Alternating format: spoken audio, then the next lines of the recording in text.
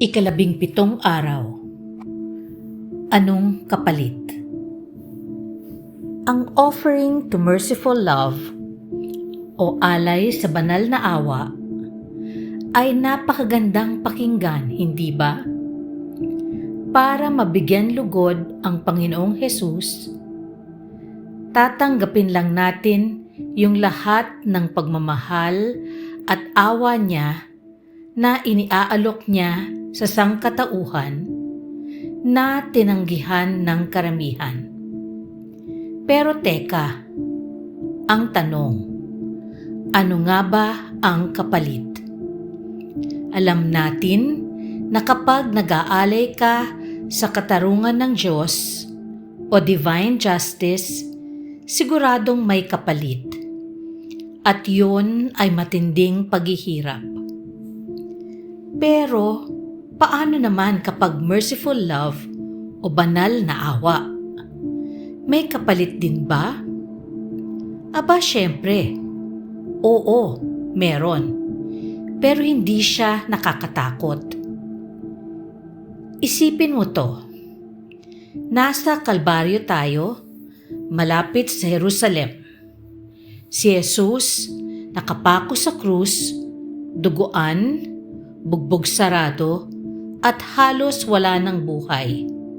Siya ay isang victim soul o alay ng kabayaran para sa divine justice. Para bang sinabi niya sa Ama, Ama, ako na ang aako ng lahat ng kaparusahan na dapat ay para sa kanila na mga makasalanan. At ibigay niyo naman sa kanila ang lahat ng pagpapalang dapat sanay sa akin. Ganon ang nangyayari sa krus. Si Jesus ang nagbayad ng lahat ng kasalanan natin. Pinagdaanan niya ang bigat ng katarungan ng Diyos para tayo ay maligtas. Ang kapalit na hiningi kay Jesus bilang victim soul o alay para sa katarungan ng Diyos ay matinding pasakit hanggang sa kanyang kamatayan. Ngayon, nandun din si Maria, nakatayo sa paanan ng krus. Ano ang kahalagahan ni Maria sa pagkakataon na iyon? Kay Maria natin makikita kung ano naman ang kapalit ng pagiging victim soul o alay sa banal na awa. Hindi siya ipinako sa krus, pero di ibig sabihin na hindi siya naghirap. Sa totoo lang, dinanas niya ang isang klase ng espiritual na pagpapako. Paano? Ganito. Kahit sinong ina na makakita na dumaranas ng matinding paghihirap ang kanyang anak ay paniguradong kung maaari lang sana ay siya na lang ang dumanas ng sobrang pasakit. Ngayon, isipin mo si Maria bilang ina. Siya ang may pinakamalaking pagmamahal kay Jesus. At si Jesus naman ay isang perpektong anak. Mapagmahal, masunurin, at mapagkalinga.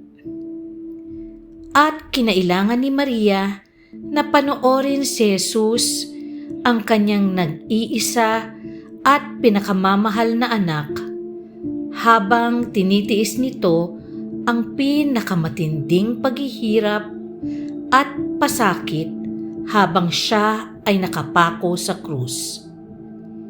Yung makita ni Maria si Jesus na naghihirap at wala siyang magawa upang iligtas ang kanyang anak, ay sobra-sobrang pasakit na ang kanyang pinagdadaanan. Ang sakit, di ba? Yan ang kapalit ng merciful love.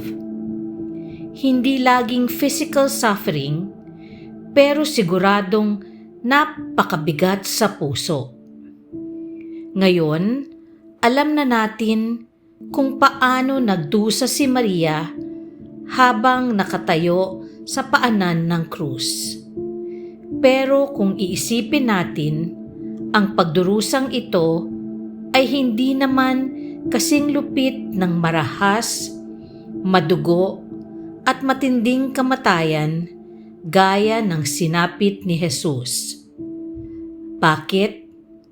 Dahil ang paghihirap ni Maria sa Kalbaryo ay paghihirap ng awa at pagmamalasakit. Ngayon, ano ba ang ibig sabihin ng compassion? Ibig sabihin nito ay pakikiramay sa paghihirap ng iba.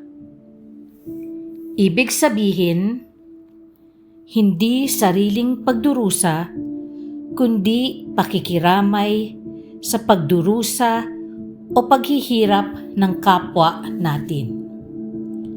Kapag tayo mismo ang naghihirap, tunay naman na napakabigat ang ating nararamdaman. Pero may mga pagkakataon din naman na hindi natin gaanong napapansin ang kabigatan kapag nakatuon tayo sa isang mahal sa buhay na naghihirap. Pero iba naman kapag tayo mismo ang nasasaktan.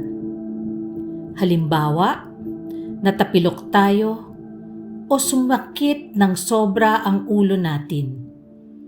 Kapag nakafocus ka sa sarili mong nararamdaman, lalo mong ramdam na ramdam ang sakit.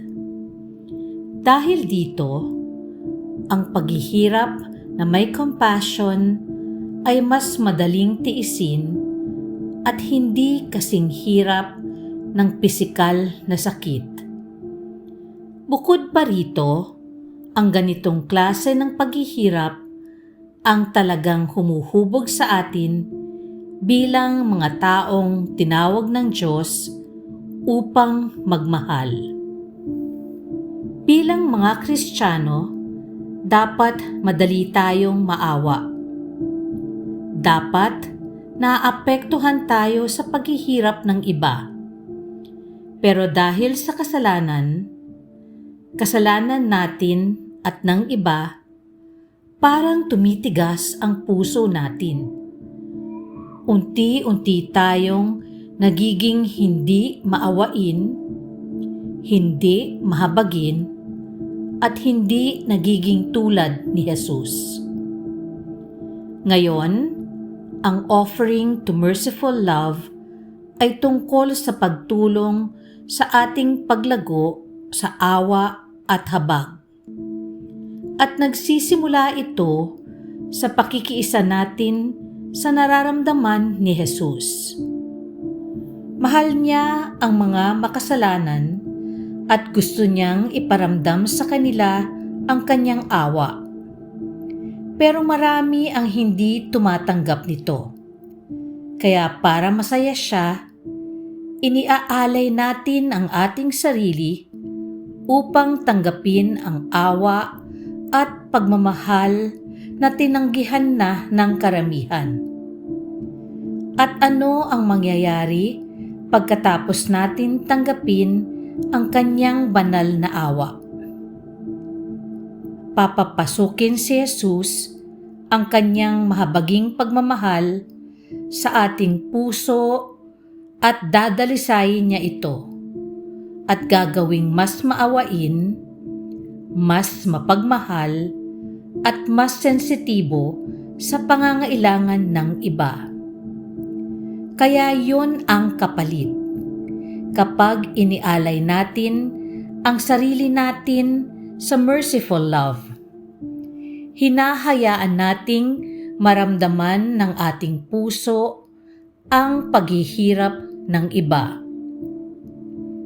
Katulad ng puso ni San Francisco ng Assisi na dahil sa tindi ng pagpamalasakit niya kay Jesus at sa kanyang sinapit, ay napanluhan na lamang siya habang sinasabing, si Jesus na siyang pag-ibig ay hindi minamahal at ang kanyang pagmamahal ay hindi tinatanggap. Salungat sa gawi ng karaniwan na tao, tayo naman ay binubuksan natin ang ating puso sa tunay na awa at pagmamahal para gumaling tayo mula sa pagiging manhid, sa sakit at paghihirap ng iba. Sa madaling salita, hinahayaan nating baguhin ni Jesus ang ating puso para maging katulad ng sa Kanya. Ang biyaya ng pag-aalay sa awa ng pag-ibig ay hindi agad-agad nararanasan ng buo. Karaniwan, dahan-dahang pinagagaling ni Jesus ang ating puso habang isinasabuhay natin ito. Pero may kasamang sakit ito. Bakit? Dahil kapag may malasakit tayo sa nagdurusa, parang nasasaktan din tayo. Pero ito ay isang magandang uri ng sakit. Ang sakit ng pagmamahal. Ang kapatid ni Santa Teresita na si Celine ay nagsabi ng ganito, "Huwag nating ihalintulad ang hangarin ng aking kapatid na ialay ang sarili sa awa ng pag-ibig sa mga biktima ng hustisya." Totoo, nasaktan ang puso ni Santa Teresita. Pero dito, ang pagmamahal ay sinagot ng pagmamahal, ang sugat ng pag-ibig. Wala nang mas matamis at mas makahulugan pa dito. Ang pag-aalay sa awa ng pag-ibig ay hindi lang nagpapasaya sa puso ni Jesus, kundi nakakatulong din ito sa ating puso. Kahit na tila ito'y isang sugat ng pagmamahal. Ang pag-aalay na ito ang gumigising sa atin upang maging mas maawain sa simbahan na siyang mistikal na katawan ni Kristo at sa lahat ng nagdurusa. Kapag isinabuhay natin ang pag-aalay sa banal na awa, hindi na natin kailangang matakot sa purgatorio. Yan ang ipapaliwanag ko bukas. Manalangin tayo. Halina, Espiritu Santo, apoy ng awa. Gawin mong katulad ng maamong puso ni Jesus ang aking puso. Puspos ng awa at malasakit. Jesus, Hari ng awa, nagtitiwala ako sa iyo.